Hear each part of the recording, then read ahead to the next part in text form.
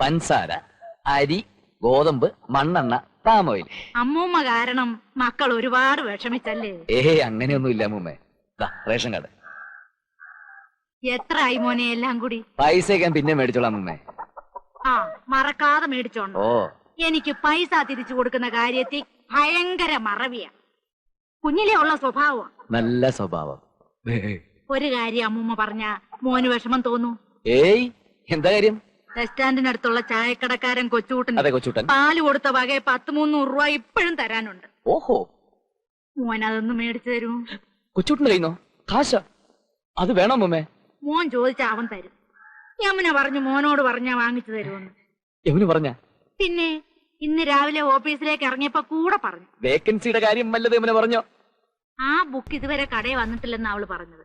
ഇന്നലെ കൂടെ തിരക്കിയെന്ന്. ബുക്കോ? വേക്കൻസി ബുക്കോ? അതൊരു ബുക്കിന്റെ പേരല്ലയോ? ബുക്കിന്റെ പേരോ?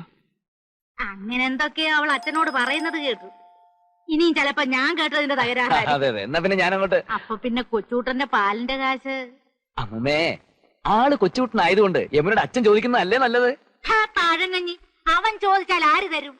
അവര് നിർബന്ധിച്ചാ കയ്യിലുള്ള കൂടെ കൊടുത്തിട്ട് പോരും. പേടിത്തോണ്ട തള്ള എന്നെ അങ്ങനെ വിളിക്കരുത്. ഞാൻ പല പ്രാവശ്യം പറഞ്ഞിട്ടുള്ള. അല്ല, മനോഹരൻ അറിയാമോ? മോഹൻ. മോഹൻ.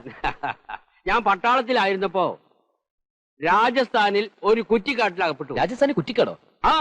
മോഹൻ രാജസ്ഥാനിൽ പോയിട്ടില്ല അല്ലേ? 5 പാകിസ്ഥാനികളാ എന്നെ ആക്രമിക്കാൻ വന്നത്. ഞാൻ വിടൂ? ഒറ്റ ചാട്ടമാണ് അവരുടെ മുമ്പിലേക്ക്. 2 കക്ഷത്തിലും സ്റ്റെൻ ഗണ്ണുമായി. കക്ഷത്തിലല്ല, കയ്യില്. തോക്കല്ല, ചട്ടകം. എവിടെയോ പട്ടാളക്കാർക്ക് അരിവെക്കാൻ നിന്നിട്ട് മേജറാന്നും പറഞ്ഞ് എന്റെ മോളെയും കെട്ടി. തള്ളേ, നിങ്ങളുടെ പൂർവ്വകാല ചരിത്രം എന്നെ കൊണ്ട് പറയിക്കരുത്. നിങ്ങളുടെ മോള് എന്നെ കണ്ണും കയ്യും കാണിച്ച് മയക്കിയതാ. മോഹൻ അറിയാമോ? ബ്രിഗേഡിയർ ചെമ്പകരാമൻപിള്ളയുടെ മൂത്ത മോളെ എനിക്ക് ആലോചിച്ചു വന്നതാ. പക്ഷെ അബദ്ധം പറ്റിപ്പോയിന്ന് പറഞ്ഞാൽ മതിയല്ലോ. നമ്മുടെ യോഗം ഈ തള്ളയുടെ മോന്തയും കണ്ടുകൊണ്ട് കഴിയാനാ. ഞാനൊന്ന് ചോദിക്കട്ടെ, നിങ്ങളുടെ ഭർത്താവിന്റെ പേര് ആലോചിക്കാതെ പറയാമോ? ആലോചിച്ച് നാട്ടിക്കൊള്ളാവുന്നവന്റെ പേര് പറയരുത്. അനാവശ്യം പറഞ്ഞാലുണ്ടല്ലോ.